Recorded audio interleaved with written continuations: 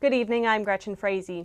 The Hoosier State passenger rail line will keep running for another year after the state reached an agreement today with Amtrak just hours before funding was scheduled to run out. Congress decided in 2008 to cut off federal funding for passenger lines less than 750 miles long. That includes the Hoosier State line that runs between Indianapolis and Chicago.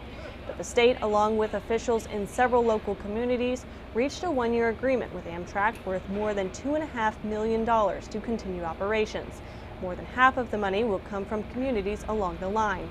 An Indiana Department of Transportation spokesman says it's a short-term agreement that will give the state time to gather more information as it contemplates long-term solutions.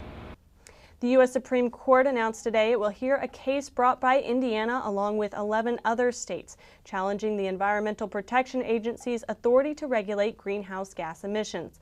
The lawsuit argues the EPA's regulations on gases such as carbon dioxide violate the Clean Air Act. IU Maurer School of Law professor Jim Barnes says it's hard to predict how the Supreme Court will rule. My sense would be it might be better than a 50-50 chance that the Supreme Court's going to uphold what EPA did, but it's a bit of a toss-up. It certainly isn't a slam dunk either way. The Supreme Court has not set a date for when arguments will begin. Here's a look at the weather. Tonight, mostly cloudy with a 70% chance of rain, lows in the lower 50s.